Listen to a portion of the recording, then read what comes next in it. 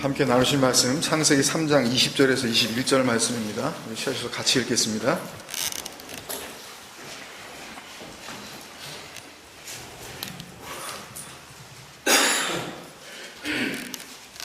시작. 아담이 그의 아내의 이름을 하와라 불렀으니 그는 모든 산자의 어미가 됨이더라.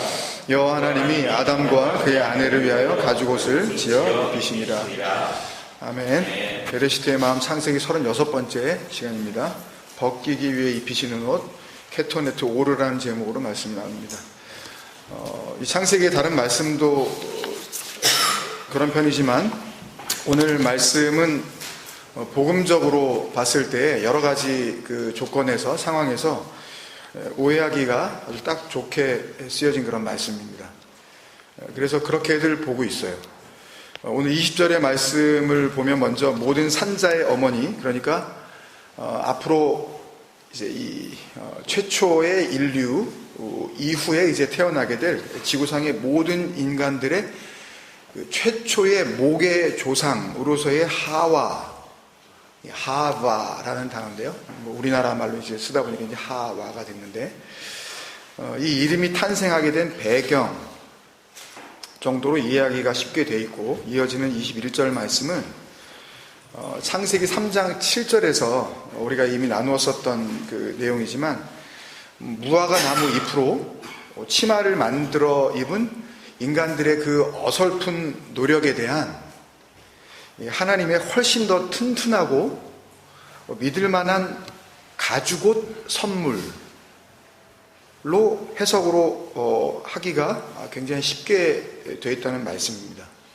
금요 기도회 때 10계명에 대한 이야기나 11조에 대한 말씀을 나누면서도 여러 번 우리가 확인을 했지만, 특히 올해 이 창세기 말씀을 나누기 시작하면서 여러 번 그런 말씀을 드렸는데, 우리가 성경을 보는 그 시각이, 성경을 이렇게 해석하고 또 알아보는 이 관점이, 모든 성경은 예수 그리스도에 대한 증언이라는 예수님 자신이 직접 해주신 그 그리스도라는 기준에서 잘 이루어지지 않으면 하나님의 마음을 담고 있는 구원의 계시로서의 성경의 내용은 계속 삐딱하게 이렇게 감추어질 수밖에 없다는 것을 기억을 하셔야 됩니다.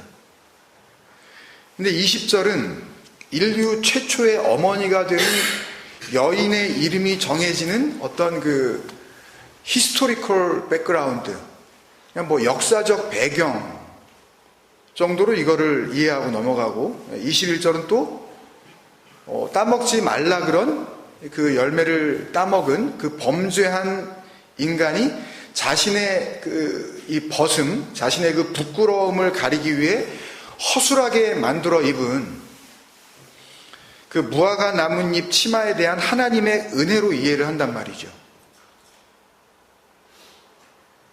특히 이 21절에 하나님이 손수 지어 입히셨다는 가죽 옷에 대해서는 견해차가 전혀 없어요. 이구동성으로 구속의 상징이라고들 이야기하는데 전혀 주저하지 않습니다. 왜죠? 왜 그러죠? 교회 좀 다니신 분들은 알잖아요. 왜 이 가죽옷이 하나님의 구속의 상징이라고들 그러는 거죠? 얘기해 보세요. 왜 그래요? 이 가죽옷을 만들기 위해서는 누군가가 죽었다는 거죠. 그죠? 그래서 우리를 위하여 죽으신 예수 그리스도의 그 십자가 은혜를 상징하고 있는 거라고 자신 있게 이야기를 해요. 그렇게 다들 알고 계시잖아요. 그거 말고는 없어요, 이건요.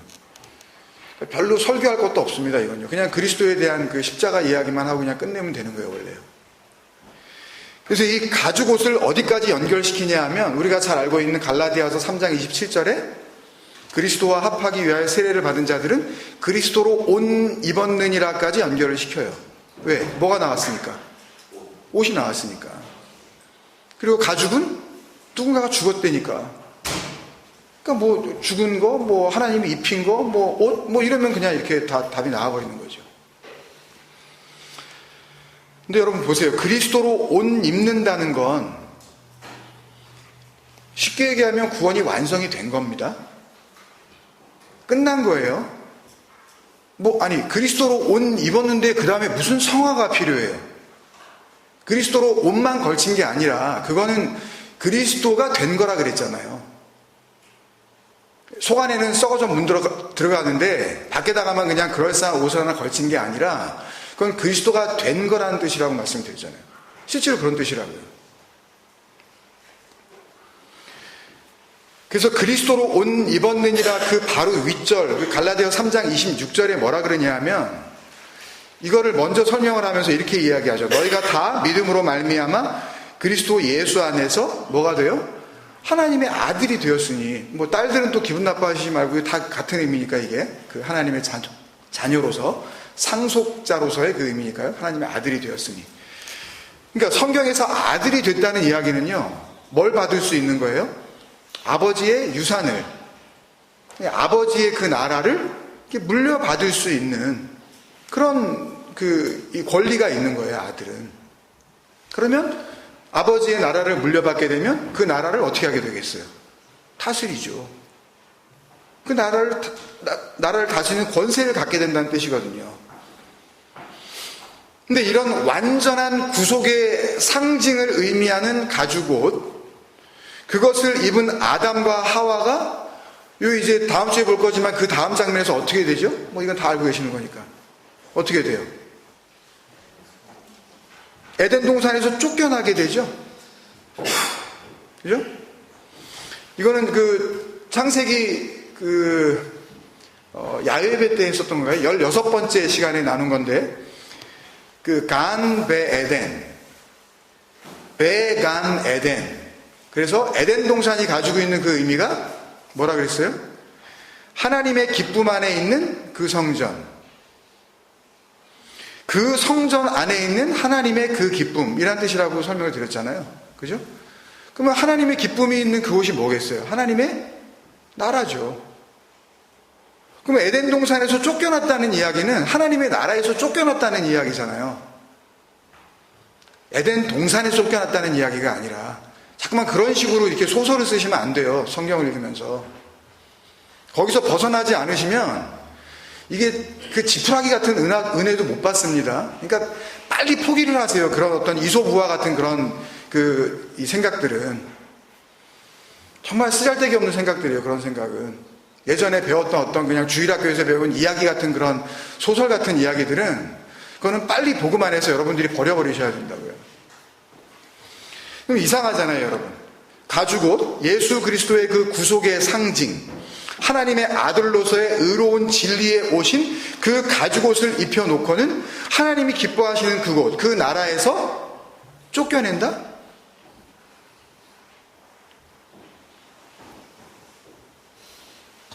그래서 보통 오늘 본문 21절을 예수 그리스도의 희생적 죽음을 예표하는 원시적 사건이라고 신학교에서 가리키고 저희가 배웠고요. 지금도 그렇게 배우고요. 그렇게 가리키고요. 이어지는 이제 2절, 3절, 4절 마지막까지, 3장 마지막까지 이어지는 에덴 동산으로부터의 추방 사건을 예수 그리스도로 말미암아 구원을 받았다 하더라도 어떻게 해요? 남은 생애 동안 인간 스스로 고통스럽게 이루어내야 할 거친 광야와도 같은 험난한 성도의 성화 과정으로 설명하는 것이 보편적인 주석이에요.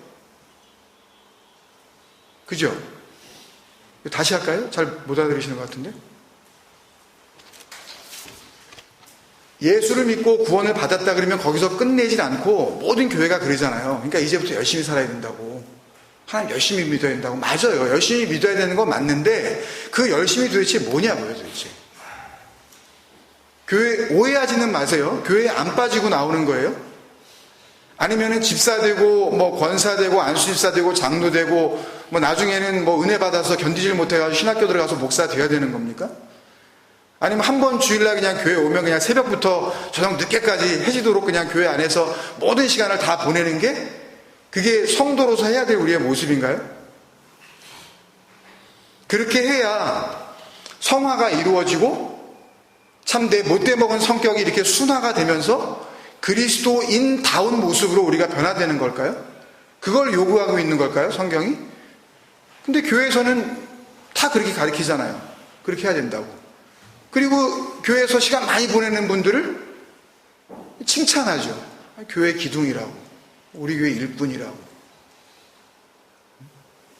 그 칭찬받고 싶어가지고 다들 안달이 났잖아요. 사실. 거기서 소외가 되면 마치 내가 그냥 그 교회에서만 소외된 것이 아니라 심지어는 그 하나님으로부터도 버림받은 것 같은 그런 외로움 속에서 막 그냥 안타까워 하잖아요. 똑같은 거예요.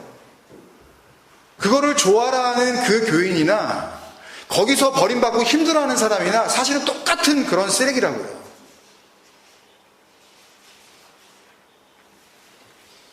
자기는 그렇게 하지 않고 있기 때문에 나는 하나님 앞에 나름대로 의롭다라고 생각하고 있는 것이 어떤 면으로 보면 성경적으로 더 하나님 앞에 더러운 존재라는 것을 알지 못하고 있어요. 교회에 발을 딛고 있는 교인들이라는 존재가 상처받은 걸 마치 하나님 앞에 의로움을 가지고 핍박당하고 있는 거라고 착각을 한다고요.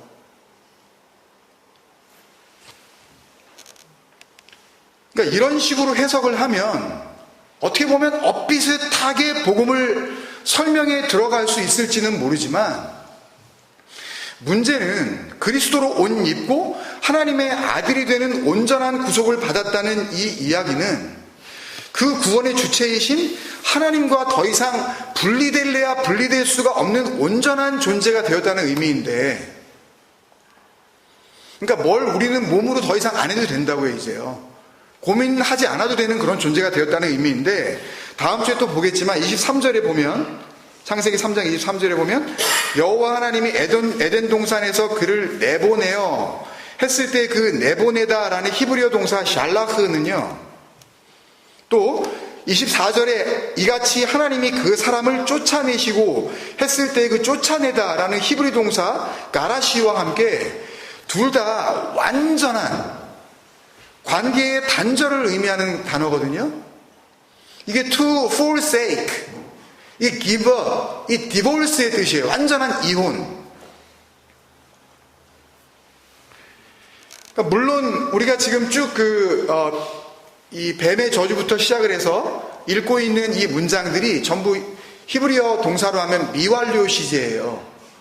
그러니까 끝난 게 아니라 그때도 일어나고 있고 계속해서 일어나고 있고 지금도 일어나고 있는 그런 의미로서의 시제거든요. 이게 지금 우리가 읽고 있는 이 말씀들이 그냥 그때 끝나버리고 그냥 이제 다시 일어나지 않는 일들이 아니라 그 말씀 안에 담겨져 있는 어떤 영적 의미가, 복음적 의미가 그때로부터 지금까지 우리가 하나님 그 나라의 완성의 존재로 들어가는 그 순간까지, 구원받아 들어가는 그 순간까지 계속 이루어지는 그런 의미로 쓰여진 거거든요. 이 문장들이. 그렇기는 하지만 오늘 21절을 그리스도로 옷 입히시는 완전한 그 대속의 은혜, 속죄의 은혜, 구원의 은혜라고 해석을 해놓고는 이어지는 23절, 24절 말씀에서는 그 구원의 관계를 완전히 끊어버리시는 장면이라고 풀이를 하면 이건 뭔가 앞뒤가 잘 안 맞는, 복음을 잘 못 보고 있다는 신호거든요.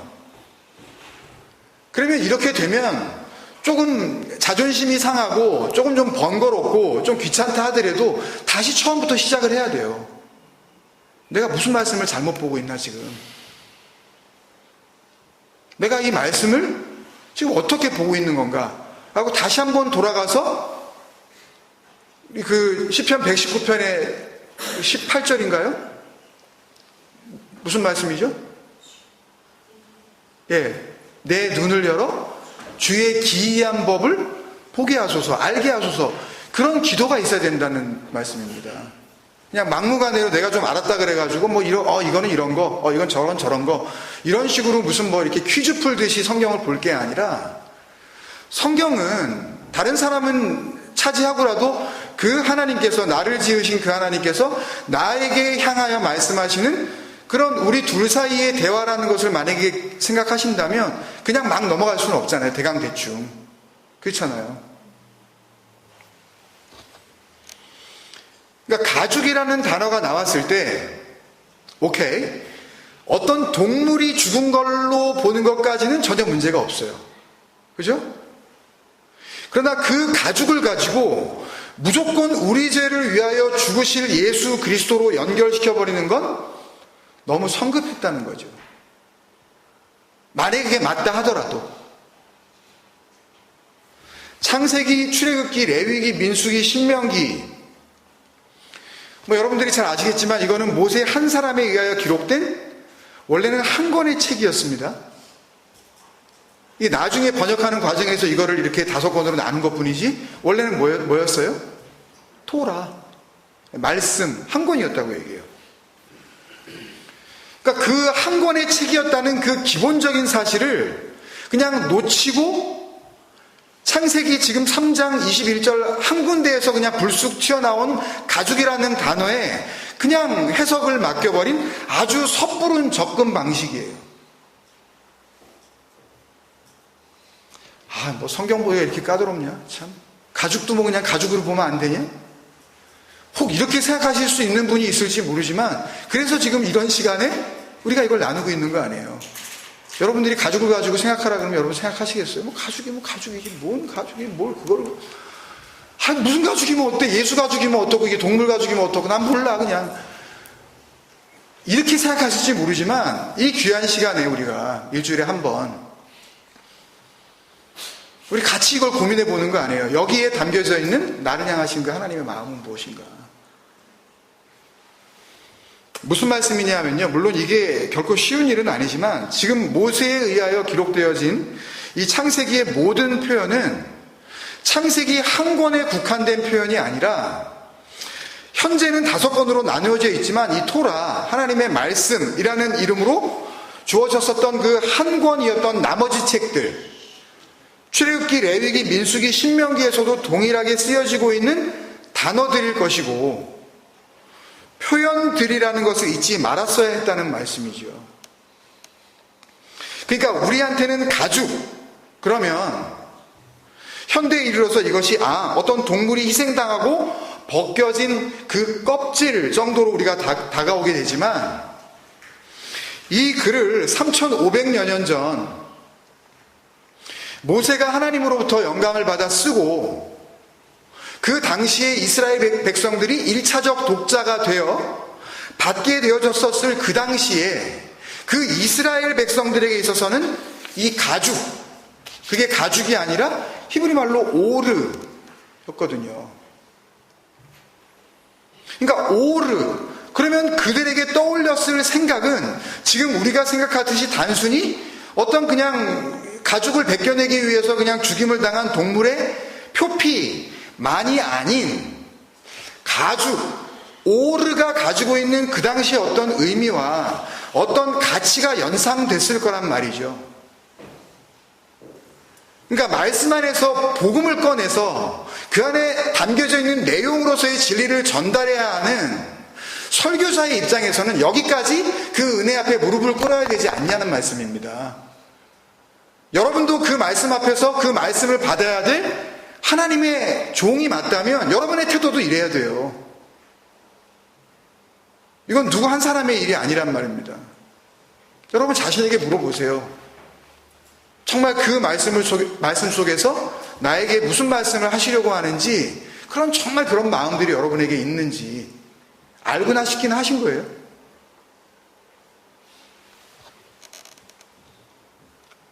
보세요, 여러분. 지금은 전화 그러면 그냥 주머니에 쏙 들어가고 한 손에 그냥 탁 쥐어지는 아이폰이나 또 아이폰 얘기하고 또 삼성 얘기 안 하면 또 삼성 갤럭시나 아이폰에서 제가 광고를 받은 것도 아니니까 하여튼 이런 조그만한 이 모바일폰이 떠오르지만 여러분 불과 우리 민영이 어머니 아버님도 계시지만 우리가 어렸을 때만 해도요 이런 전화 상상이나 해보셨어요, 여러분? 전화 그러면 우린 뭐가 떠올랐어요? 이거 이렇게 디리릭 이거. 예. 이거는 또 좀 고급이었어요 그때. 동전 넣고 하는 그 빨간 통에 있는 그 공중전화. 상상이나 했습니까, 여러분? 전화가 이렇게 들어올지? 처음에 그 모토로라에선가 전화 나왔을 때, 제가 뉴질랜드 살 때 어떤 사람이 모바일폰을 가지고 왔는데, 이만한 이렇게 손을 이렇게 들고 다니면서 이렇게 라인 연결돼가지고 그거 보고서도 와, 전화를 들고 다녀. 그리고 놀랬었어요. 이런 거는 상상도 못했습니다. 진짜 이게 종이장만한 이런 게 전화가 될 줄은. 하물며 우리가 생각하는 그냥 가죽으로 이 가죽을 볼 게 아니라 우리는 지금 말씀을 손에 쥐고 있잖아요. 토라를 우리는 손에 쥐고 있잖아요. 말씀을 쥐고 있는 분들 아닙니까?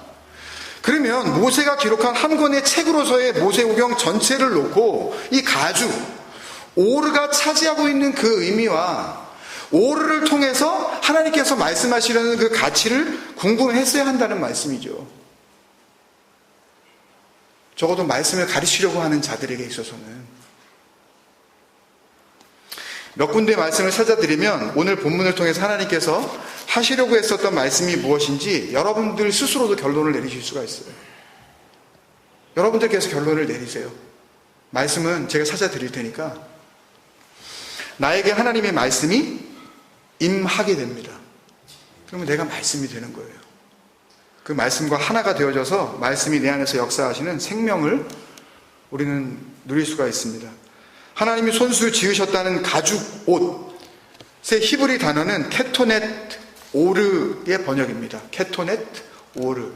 이 옷으로 번역한 케토네트는 덮다, 씌우다, 감추다라는 의미의 히브리어 동사 카탐에서 나왔어요. 그러니까 1차적 독자였었던 이스라엘 백성들이 이 단어를 보게 되면 뭘 연상하게 되냐 하면 가죽으로 덮어놓은 어떤 것을 떠올리게 되죠. 그죠? 가죽, 오르, 그 다음에 옷, 케토네트, 덮어놓은 거, 가죽으로 덮어놓은 거, 그 어떤 것을 떠올렸을 거예요, 분명히. 뭐였겠어요, 여러분? 잘 보이실지 모르지만 이거였어요. 뭐예요? 성막이죠. 가죽으로 덮어놓은 거 그거. 출애굽해서 광야를 지나는 40년 동안 그거로도 솔로몬이 성전을 짓기까지 200년을 더 이거를 끌고 다닙니다. 240년 가까이를 여기서 하나님을 만나고 여기서 하나님을 섬기고 여기서 자기들 죄를 사하고 이러고 살아요. 심지어 광야 물 한 줄기 나무 한 그루 없는 그 정말 볼 것 없는 그 광야를 지나는 40년, 정확히 얘기하면 39년인데요. 그 세월 내내 이 성막을 가운데 두고 움직였고 모였고 갖고 서고를 계속 반복했습니다. 여러분, 눈에 뭐밖에 안 보이는 거예요? 이거밖에 안 보이는 거예요. 가죽으로 덮어놓은 거 이거. 케토네트 오르. 그러니까 여러분의 관점으로 성경을 보시지 마시고요, 성경의 관점으로 성경을 보시려니까요. 어떻게 21세기의 관점으로 전화를 그렇게 우리가 옛날 그 전화를 해석할 수가 있겠냐고. 안 된다고요, 이건요. 아무것도 볼 것 없는 그 광야길, 가도 끝이 없는 것 같은 그 광야길, 그 한가운데에 자나깨나 눈앞에 있던 가죽으로 덮어놓은 거 그거, 성막이 생각날 수밖에 없었을 거 아니에요. 가죽으로 덮어놓은 거 뭐가 있겠어요, 그게. 그 장면을 확인하고 갈게요. 출애굽기 40장 34절에서 38절입니다. 구름이 회막에 덮이고 여호와의 영광이 성막에 충만하매. 회막과 성막은 표현만 달리했을 뿐이지 같은 단어입니다. 모세가 회막에 들어갈 수 없었으니 이는 구름이 회막 위에 덮이고 여호와의 영광이 성막에 충만함이었으며, 구름이 성막 위에서 떠오를 때에는 이스라엘 자손이 그 모든 행진하는 길에 앞으로 나아갔고, 구름이 떠오르지 않을 때에는 떠오르는 날까지 나아가지 아니하였으며, 낮에는 여호와의 구름이 성막 위에 있고 밤에는 불이 그 구름 가운데 있음을 이스라엘의 온 족속이 그 모든 행진하는 길에서 그들의 눈으로 보았더라. 이것만 보고 가는 거예요, 맨날 40여 년의 세월을. 안 볼래 안 볼 수가 없는 거죠. 근데 이 가죽 덮개밖에 안 보이는 이 외관상의 성막의 모습은 성막의 진짜 모습은 아니죠. 그죠? 성막이 있어야 하는 이유, 성막을 만들려고 하신 하나님의 그 목적, 그 자체가 이 가죽으로 덮어놓은 거 그 밖에서 보는 걸로는 알아볼 수가 없잖아요. 성막의 진짜 모습은 이 가죽 덮개 그 아래에 있는, 그 밑에 있는, 안 보이는 그 성막 안에 있는 거잖아요. 뭐가 있어요? 하나님의 말씀, 언약을 의미하는 언약궤, 그 법궤도 그 안에 있고, 하나님께서 임하셔서 모세를 만나고 모든 죄를 사하시겠다고 하는 그 시온자라고 하는 하나님의 그 보좌, 속죄소 또 거기에 있고, 친설병상, 분향단, 중요한 건 다 그 안에 있지 밖에서는 하나도 안 보인단 말이에요. 어떻게 보여요? 그거 다시 보여주세요. 여기서 뭘 봐요? 아무것도 안 보인단 말이에요. 가죽밖에 안 보여요. 무슨 뜻이냐 하면, 가죽 덮개는 성막의 그 속 내용을 보지 못하게 하는 고의적인 껍데기일 뿐이란 말씀입니다. 나중에 출애굽기 찾아서 보세요. 막 4겹으로 이걸 갖다가 막 이렇게 의미가 있다고요. 가죽 덮개로 씌워져 있는 그 성막의 겉모습만 봐서는 성막이 담고 있는 그 내용으로서의 하나님의 마음을 알 길이 없죠. 너 성막 봤니? 봤어. 뭐 봤어? 해달 가죽으로 덮은 가죽 봤어. 그거는 성막 본 게 아니죠. 성막을 봤다는 이야기는 그 안에 들어가서 그 안에 뭐가 있는지를 봐야 그게 성막을 본 거죠. 껍데기는 아무것도 아니잖아요. 그래서 사전을 찾아보면요, 이 가죽, 오르라고 이렇게 히브리어 똑같이 써놓고는 읽기만 다르게 있는 관련된 단어들이 몇 개가 나오는데요. 그 중에서 뭐 다 하면 너무 시간이 많이 걸리니까 가장 가까운 것들 한 3가지 정도만 보면서 정리를 해드리겠습니다. 먼저 아바르라는 단어인데요. 똑같이 오르라고 써요. 써놓고서는 아바르라고 하고, 이거를 눈 멀게 하다, 어둡게 하다, 안 보이게 하다. 또 두 번째는 똑같이 오르라고 써놓고 이페르라고 해놓고 눈 먼, 영적으로 무지한. 그러니까 하나님의 것을 전혀 보지 못하는. 그리고 또 하나는 우루라고 써놓고 왕겨 있죠. 이렇게 탈곡을 하고 나면 그 껍데기만 남는 거, 베개에다 이렇게 베개 들어갈 때 하는 그런 그 껍데기. 사전을 찾아보면 쓰레기라고 나와요. 이게 우루, 왕겨, 쓰레기, 러비쉬, 더스트. 그러니까 가죽, 오르가 갖고 있는 히브리어의 그 값은요, 히브리어의 의미는요, 무엇인가를 덮어버려서 눈을 멀게 만들어버린 껍데기, 껍질이라는 뜻을 가지고 있는 단어예요.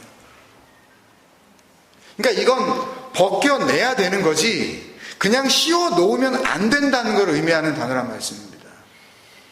그러니까 껍데기를 가지고 이게 맞겠거니 하고 그 껍데기를 붙잡아 버리면, 그러면 속 내용을 놓쳐버린다는 말씀을 담고 있는 거예요.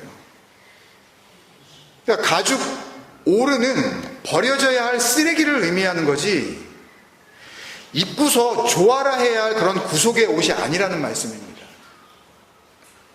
하나님이 이 가죽을, 이 오르, 이 가죽을 어떻게 취급하시는지, 하나님께서 보시는 이 가죽의 가치가 무엇인지, 그거를 보시면 오늘 말씀뿐만 아니라 다음 주에 보게 될 창세기 3장의 마지막 그 이야기도 여러분들이 이해하시게 될 겁니다. 그러니까 성막이 완성이 되면 거기에서 속죄제를 드리라고 하시는 하나님께서 속죄의 제물로 잡은 그 숫송아지를 어떻게 이 잔여물들을 처리하라고 하는지 한번 보십시다. 출애굽기, 레위기, 민수기 여러 곳에 똑같은 말씀이 나오는데, 같은 말씀이니까 한 군데만 제가 보여드립니다. 출애굽기 29장 10절에서 14절 말씀입니다. 너는 수송아지를 회막 앞으로 끌어오고 아론과 그의 아들들은 그 송아지 머리 위에 안수할지며, 너는 회막문 여호와 앞에서 그 송아지를 잡고 그 피를 내 손가락으로 제단 뿔들에 바르고 그 피 전부를 제단 밑에 쏟을지며, 내장에 덮인 모든 기름과 간 위에 있는 꺼풀과 두 콩팥과 그 위에 기름을 가져다가 제단 위에 불사르고, 그 수소의 고기와 마자르라는 단어예요. 가죽과 똥을 짐 밖에서 불사르라. 이는 속죄제니라. 여기서 먼저 고기는요, 왜 멀쩡한 고기를 왜 살코기 왜 버려 저거? 그렇게 생각하시면 모르지만 이 고기라고 한 이 마사르라는 단어는 그런 의미가 아니라 하나님께서 아브라함에게 영원한 약속으로서의 내가 아들을 주마. 이스마엘은 네 아들이 아니다. 그것은 영원한 아들이 아니야. 라고 하시면서 내가 영원한 아들을 영원한 약속으로서의 아들을 너에게 줄 터인데 너와 심지어는 너희 후손과 나와 영원한 약속을 하나 세우자. 그러면서 하라고 하신 이 동작이 있어요. 작업이 있어요. 뭐였죠 그게? 할례였죠. 창세기 17장 11절에 보면 하나님이 아브라함에게 뭐라 그러시냐면 그래서 너희는 포피를 베어라 그래요. 이게 그 고기예요. 마사르. 이것이 나와 너희 사이의 언약의 표징이니, 그러니까 전부 할례를 받으라 그러시는 그때의 그 포피가 바로 이 고기입니다. 그러니까 번역을 그렇게 한 것뿐이에요. 그러니까 잘라내지 않으면, 잘라내야 됩니다. 고통스럽지만 죽음 같은 고통이 지나가는 그 할례를 받아야 되지만 잘라내지 않으면 하나님과의 언약이 이루어지지 않는 남자의 생식기를 싸고 있는 피부의 껍데기, 그 숫소의 생식기 껍데기를 이야기하는 거예요. 여기에는 생명이 없음을 선포하시는 거라고요. 이건 생명이 아니야. 너와 아브라함, 너와 니네 자손들 남자의 생식기 앞을 다 잘라버려. 그 이야기는 여기에서 나올 생명이 아니야. 너희에게서는 생명이 나오지 않는단 말이야. 너희에게서 나오는 생명은 생명이 아니야 라는 것을 갖다 계속 알려주시는 거예요. 근데 인간들은 그 약속을 받았다 그러면서도 이걸 생명으로 안 되니까요. 교회 다니는 사람들이 이걸 어떻게 해보려고 그냥 교회 다니면서 자아성취를 해보려고 죽어야 되는 건지도 모르고 이게 생명이 아니란 말입니다. 그 고기예요. 잘라내 버려야 할 그 고기, 마사르. 잘라내지 않으면 하나님과의 언약이 이루어지지 않는 영원한 생명이 우리에게 주어지지 않는 그거를 의미하는 거라고요.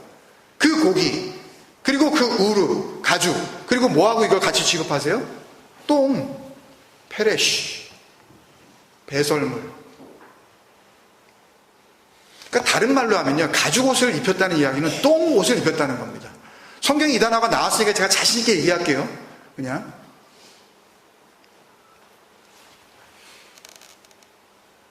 이걸 또 어디로 가져가래요, 그래서? 진 밖으로 가져 나가래잖아요, 이거는. 진에 있어서도 안 되는 거래, 이건요. 그 진은 하나님의 군대를 의미하는 그 이스라엘의 진으로서의 하나님의 성전. 하나님께서 임하시고 하나님께서 함께 하시고 하나님께서 지키시고 하나님께서 보호하시는 그곳, 거기 밖으로 갖다 버리라 그러는 거란 말입니다. 이거 아니라고. 잘라내버려야 될 그 생식기의 끝, 너희에게 생명이 없는 거, 니네가 생명이라고 고집하고 있는 거, 그거 잘라내버리고 그게 껍질인데 그게 똥이야. 이렇게 극명하게 말씀해 주시고 계신 거예요. 근데 그거를 입고서 이것이 그리스도의 옷이라고요? 똥옷인데? 더 쉽게 말씀드리면 한마디로 그 옷은 똥처럼 버려져야 할, 에덴 동산 밖으로 당연히 나가야 할, 하나님 집 밖으로 버려져야 할 것이라는 것을 가르쳐주고 있는 겁니다. 그러니까 사실은 다음 구절 설교는 안 하고 그냥 4장으로 넘어가도 돼요. 그죠?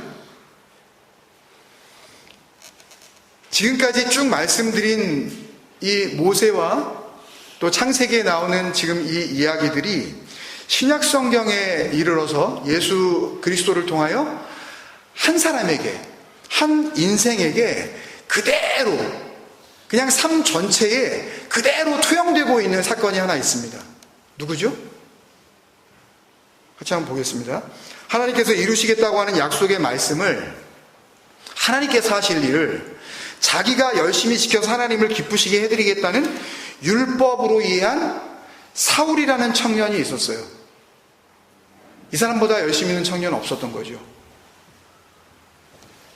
그러니까 여담이지만 청년들이 열심을 내는 것은요, 그건 죽음의 길을 가는 겁니다. 청년들의 가슴을 뜨겁게 하고 피를 끓게 하는 그런 사역자들을 조심하셔야 해요. 그래서 아이들이 어디로 가게요? 그 열심을 통하여 아이들이 뺏기는 게 뭔데요?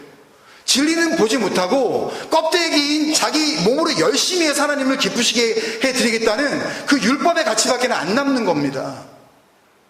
죽음의 길을 달려가고 있는 거예요. 시간 뺏기죠. 삶 뺏기죠. 헛된 보이지 않는 소망을 구해야 되는데 그 소망이 보이는 것이라고 주장을 하면서 가리키는 그 사역자들과 하나가 되어서 똘똘 뭉쳐있는 그게 공동체라고요? 그게 바로 사탄의 회입니다. 그게 요한계시록에서 얘기하는. 멋져 보여요. 그렇게 열심을 내면 낼수록. 그래서 아이들이 좋아하는 거예요. 그게 진리라고 생각하는 겁니다. 그 사울이라는 청년이 그리스도를 만나고 어떻게 돼요? 눈이 멀어버립니다. 뭐예요? 오르죠? 가죽이죠? 덮어버리는 거죠. 눈이 멀어버리는 거죠. 안 보이게 하는 거죠. 아바르죠. 그리고 누군가가 와서 안수를 해줬더니 아까 수송아지 안수하는 장면과 여러분들이 잘 이렇게 오버랩 하셔야 됩니다. 안수를 해줬더니 사울의 눈에서 뭐가 떨어져요? 비늘 같은 게 떨어지죠. 우르죠. 껍데기예요. 같은 뜻이에요. 뭐 생선비늘이 눈에 들어갔었나 봐. 그 껍데기. 말씀을 약속으로 보지 못하고 멋지게 지켜내야 할 율법으로 볼 수밖에 없었던 그 영적인 껍데기. 자기는 못 벗겨내요. 그게 좋아 보여요. 자기 눈에 안경이에요, 그냥. 갖다 줘도 모른다니까요. 버려져야 할 똥입니다, 그게. 그걸 안 거예요. 그래서 사도행전 9장의 이 장면을 보면 누가 와서 안수를 해줘요? 사도행전 9장 그 17절에 보면 아나니아가 와서 안수를 해주죠. 아나니아는요, 이 아나니아는 땅 팔아가지고 돈 떼먹은 그 아나니아 삽비라 그 아나니아 아닙니다. 여기서 딱 한 번 나오고 앞에도 안 나오고 뒤에도 안 나오고 뜬금없이 나왔다가 싹 사라져버려요, 그냥. 이 아나니아라는 이 이름은 그 히브리식 이름의 그 헬라식 발음인데 하난야후의 헬라식 발음이에요. 하난야후는 생소하시겠지만 이렇게 말씀드리면 여러분들이 금방 아실 거예요. 그 다니엘서에 보면은 다니엘의 세 친구 가운데 우리가 잘 아는 사드락, 메삭, 아벳느고, 요거는 그 느부갓네살 왕이 바벨론식으로 이 사람들 이름을 바꿔준 거죠. 원래 이 사드락의 이름이 하나냐예요. 다니엘서 1장을 보시면 이게 하난야후입니다. 하나냐예요. 뜻이 뭐예요? 여호와 has favored. 하나님께서 은총을 베푸셨다. 그러니까 아나니아가 와서 지금 뭔가 안수를 했다는 이야기는 의미를 담고 있는 거예요. 그 안에 하나님의 은총이 아니면 이 껍질은 벗겨지지 않는다. 말씀을 약속으로 보지 못하고 율법으로 밖에는 볼 수 없어요. 인간은 그게 정상이에요. 근데 그것이 떨어져 나간 사람들이 볼 때는 너무너무 안타까운 거예요. 그렇게 살고 있는 저 인간들이 그걸 하나님 믿는 거라고 열심을 내고 있는 그 사람들의 삶을 보면서 아유, 참 한숨밖에 안 나와요. 한숨밖에 안 나와. 응? 저걸 인생이라고, 저걸 구원의 길이라고 저렇게 가고 있는 걸 보면서 말이 안 통하니까, 다른 말을 가지고 있으니까. 사울의 눈에서 아나니아의 안수에 의하여 껍질 같은 것이 떨어져 나왔다는 것은 하나님의 은총이 아니면 벗겨질 수 없는 껍데기, 그 가죽이 우리에게 있다는 것을 알려주시는 증거죠. 말씀을 이렇게 봐야 되는 겁니다. 그냥 사건으로 보실 게 아니라 그 안에 담겨져 있는 그 진리의 내용으로서 이것을 볼 수 있는 안목이 여러분들이 생기셔야 해요.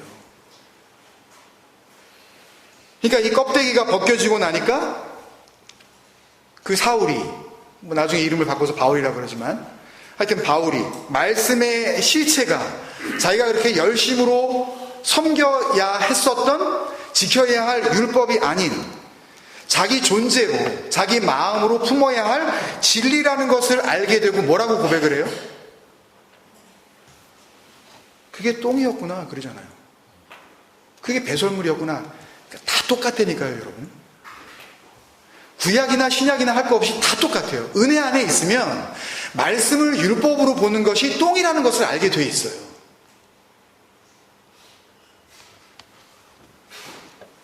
빌립보서 3장 5절에서 9절을 읽고 마치겠습니다. 나는 8일 만에 할례를 받고 이스라엘 족속이요 베냐민 지파요 히브리인 중에 히브리인이요 율법으로는 바리새인이요 열심으로는 교회를 박해하고 율법의 의로는 흠이 없는 자라. 말씀을 뭐로 본 거예요? 덮여있는 가죽으로 본 거죠. 그냥 장막 껍데기만 본 거죠. 오로만 본 거예요. 근데 그러나 이제 안 그렇다는 이야기죠. 무엇이든지 내게 유익하던 것을 내가 그리스도를 위하여 다 해로 여길 뿐더러 또한 모든 것을 해로 여김은 내 주 그리스도 예수를 아는 지식이 가장 고상하기 때문이라. 내가 그를 위하여 모든 것을 잃어버리고 배설물로 여김은, 이거 스쿠발론이 했었잖아요. 개똥. 그리스도를 얻고 그 안에서 발견되려 함이니 내가 가진 의는 율법에서 난 것이 아니요 오직 그리스도를 믿음으로 말미암은 것이니 곧 믿음으로 하나님께로부터 난 의라. 아나니아, 벗기시는 은혜, 벗기시려고 입히시는 거예요. 그리고 쫓아내시고 다시 그 길로 들어오시게 하는 거라고요. 그게 은혜예요. 그게 안 되면 은혜를 모르니까.